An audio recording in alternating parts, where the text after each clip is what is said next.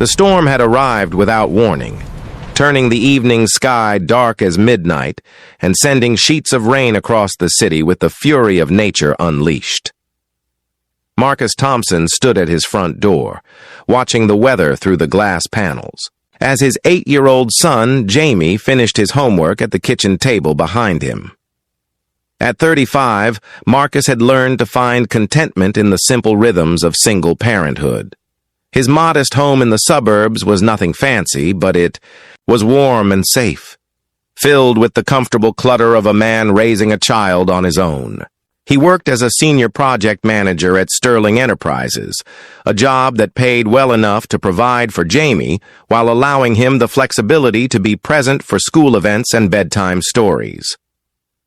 The doorbell rang just as thunder shook the windows, and Marcus opened the door to find his CEO standing on his front porch, soaked to the skin and clearly shaken. Victoria Sterling looked nothing like the composed executive who commanded boardroom meetings with quiet authority.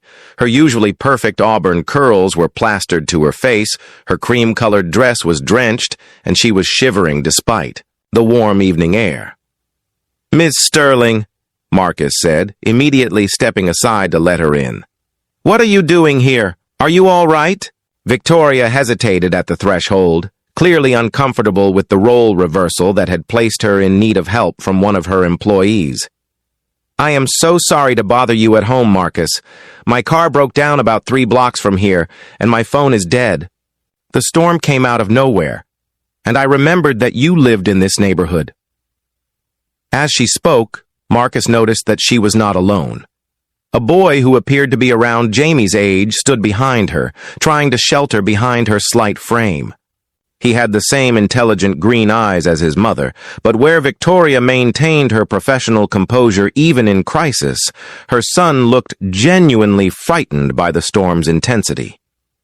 "Please, come in out of the rain," Marcus insisted, ushering them both inside. "Both of you are soaked through." Jamie looked up from his homework as the visitors entered, his face lighting up with curiosity rather than concern. At 8 years old, he possessed the natural resilience of children who had learned to adapt to unexpected situations. "Dad, who is this?"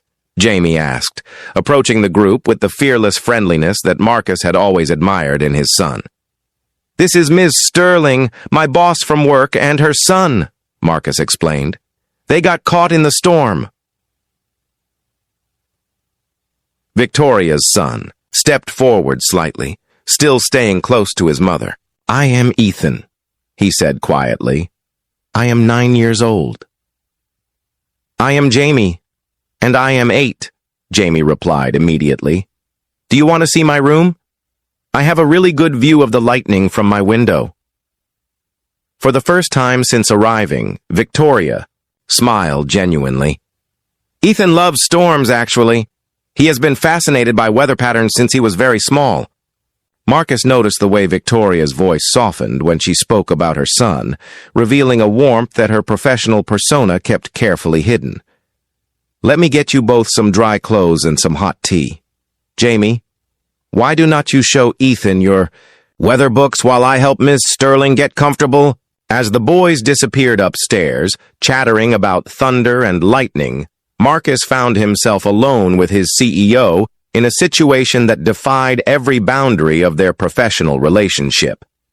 Victoria stood in his modest living room, dripping rainwater onto his worn hardwood floors, looking smaller and more vulnerable than he had ever imagined possible. "I have some of my sister's clothes upstairs that should fit you," Marcus offered. "She stays here sometimes when she visits with her kids." Victoria nodded gratefully. "Thank you, Marcus. I know this is highly inappropriate showing up at your home like this. If you would prefer to just call me a taxi when the storm passes, I completely understand." "Ms. Sterling," Marcus said gently, "you are a mother caught in a storm with your child. Nothing about offering you shelter is inappropriate. It is just human decency." 20 minutes later, Victoria emerged from the guest bathroom wearing a simple blue sweater and jeans that belonged to Marcus's sister. Without her designer clothes and perfect makeup, She looked younger, more approachable, and somehow more real than the executive who signed his paychecks. "The boys are having quite a conversation upstairs," she said, accepting the mug of tea Marcus offered her. "I have not seen Ethan this animated about meeting someone new in a very long time." Marcus studied her face, noting the exhaustion around her eyes that spoke of someone carrying more responsibility than one person should bear. "How long have you been raising Ethan on your own?" "Since he was 4, Victoria replied, settling onto the couch with obvious relief. His father decided that being a parent was incompatible with his career ambitions. He moved to London for a job opportunity and has not looked back. The admission hung in the air between them, a moment of honesty that crossed every professional boundary they had maintained for 3 years of working together. "I know the feeling," Marcus said quietly. "Jamie's mother left when he was 2. She said she felt trapped by motherhood and needed to rediscover herself. Last I heard, she was backpacking through Europe, finding herself one country at a time." Victoria looked at him with surprise, seeing her own struggle reflected in his experience. "I had no idea you were a single parent when I hired you. It was not in your file." "I do not usually discuss my personal life at work," Marcus replied. "But watching you tonight, seeing how you protect Ethan even when you are struggling yourself, I recognize a fellow parent doing whatever it takes to keep their child safe and happy." The storm continued to rage outside, but inside Marcus's home, an unexpected conversation was unfolding.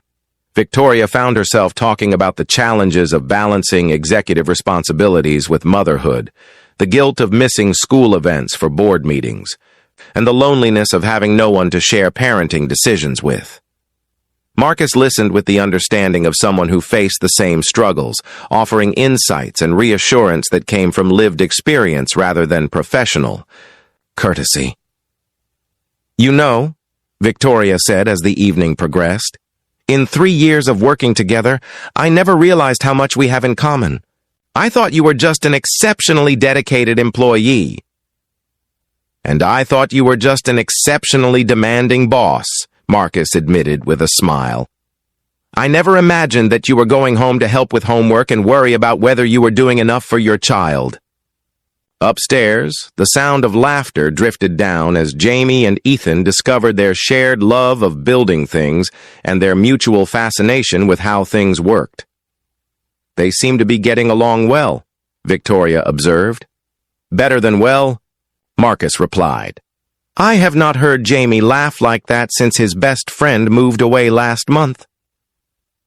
As the storm finally began to subside, Victoria realized that she was reluctant to leave. For the first time in years, she felt understood not just as an executive, but as a person struggling to balance impossible demands while raising a child alone. "Marcus," she said carefully, "would you and Jamie like to join Ethan and me for dinner this weekend? Nothing formal, just 2 families spending time together."